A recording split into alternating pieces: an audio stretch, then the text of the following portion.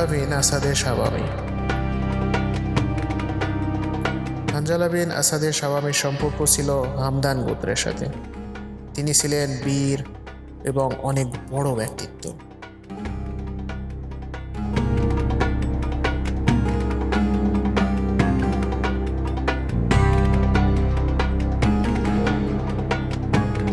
জনাব বুরাইরের শাহাদাতের পর তিনি কুফা ও শামের বাহিনীকে সম্বোধন করে বললেন,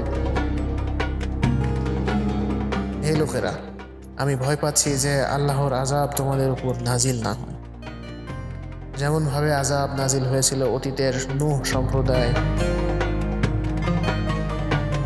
আদ সম্প্রদায় ও সামুদের সম্প্রদায়ের উপর। আল্লাহ তার বান্দাদের উপর জুলুম করেন না। হে লোক সকল, কিয়ামতের দিনে আযাব সম্পর্কে তোমাদের জন্য খুব ভয় করি।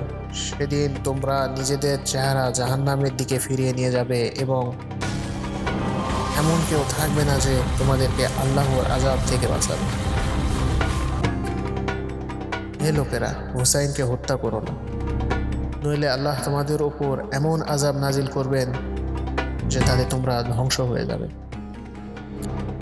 আর সেই ব্যক্তি ক্ষতিগ্রস্ত যে আল্লাহর প্রতি মিথ্যা আরোপ করেন। যখন হানজালা দেখলেন যে তার কথা ইবনে সাদের লস্করের উপর কোনো প্রভাব পড়ছে না, তখন তিনি ইমাম হুসাইন আলাইহিস সালামের দিকে তাকালেন এবং তার আকাঙ্ক্ষা ব্যক্ত করলেন, আমরা কি স্রষ্টার দিকে ফিরে যাব না? আমরা কি আমাদের ভাইদের সাথে সাক্ষাৎ করব না?